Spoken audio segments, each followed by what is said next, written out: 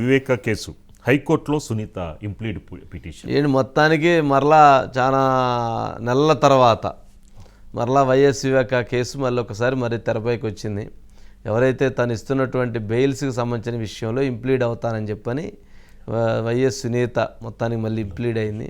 అంటే అసలు ఇప్పటి వరకు ఆ కేసు ఏమైపోయింది ఎవరికి అర్థం కాలేదు. ఆ కేసు ఎక్కడుందో ఎక్కడ ఆగిపోయిందో అదేంటో. మరి చంద్రబాబు నాయుడు గారి కేసు కనుక తీర్పు రిజర్వ్ చేశారు 17A మీద, అది ఎక్కడో ట్రంక్ పెట్టిలో పెట్టి తాళాలు వేశారని చెప్పని అనుకుంటున్నారు.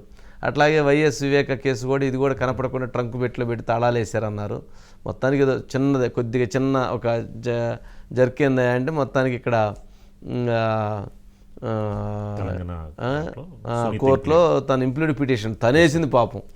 అంటే లేకపోతే అది రాదు. అంటే న్యాయ వ్యవస్థ పైన ప్రజలకు ఎంత నమ్మకం ఉందో, న్యాయ వ్యవస్థ పట్ల ప్రజలకు ఎంత విశ్వాసం ఉందో, అటువంటి న్యాయ వ్యవస్థలో జరుగుతున్నటువంటి కొన్ని అంశాలు చూసినప్పుడు ప్రజలకు ఆశ్చర్యం కలుగుతూ ఉంది, ఆవేదన కలుగుతూ ఉంది, ఆక్రందన కలుగుతూ ఉంది, బాధ కలుగుతూ ఉన్నటువంటి పరిస్థితులు ఉన్నాయి. మరి వ్యూహం సినిమా బదులు వైఎస్ వివేక గారి సినిమా తీస్తే నిజంగా అద్భుతం.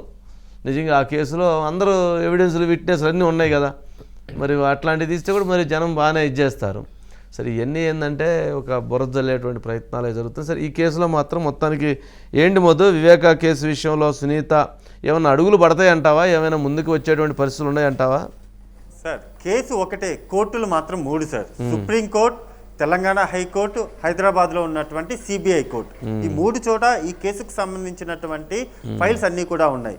ఒకవైపు సుప్రీంకోర్టులో చూసుకుంటే అవినాష్కు సంబంధించినటువంటి బెయిల్ పిటిషన్ ఏదైతే ఉందో అలా అలా అలా కొంత ఉన్నప్పటికీ కానీ ఫర్దర్గా ఏంటి అనేది మాత్రం ఒక క్లారిఫికేషన్ లేదు. అండ్ మోర్ ఓవర్ సిబిఐ కోర్టులో ప్రతి వాయిదాకు కూడా అందరూ వస్తున్నారు. ఎవరైతే అక్యూజ్డ్ పర్సన్స్ ఉన్నారో వాళ్ళందరూ వస్తున్నారు, అటెండ్ అవుతున్నారు, వెళ్ళిపోతున్నారు. మరోవైపు చూసుకుంటే ఎవరైతే సిబిఐ కోర్టులో అటెండ్ అవుతున్నారో వాళ్ళందరిలో ఒక్కొక్కరు బెయిల్ పిటిషన్లు దాఖలు చేస్తున్నారు. దేవిరెడ్డి శివశంకర్ రెడ్డి తెలంగాణ హైకోర్టులో తనకు బెయిల్ మంజూరు చేయాలంటూ కూడా ఆయన పిటిషన్ దాఖలు చేశారు. వెంటనే అలర్ట్ అయినటువంటి సునీత తనను కూడా ఇంప్లీడ్ చేయండి అని అడిగినప్పుడు సిబిఐ అధికారులు కూడా తమ వర్షన్ ఏం చెప్పారంటే మాకు ఎటువంటి ప్రాబ్లం లేదు, సో సునీత తన వాదనలు వినిపించుకోవడానికి మాకు ఎటువంటి ప్రాబ్లం లేదని సిబిఐ చెప్పింది సార్. కానీ సునీత నువ్వెందుకమ్మా మేమే చూసుకుంటాము అనే మాట సిబిఐ ఇక్కడ చెప్పాలి.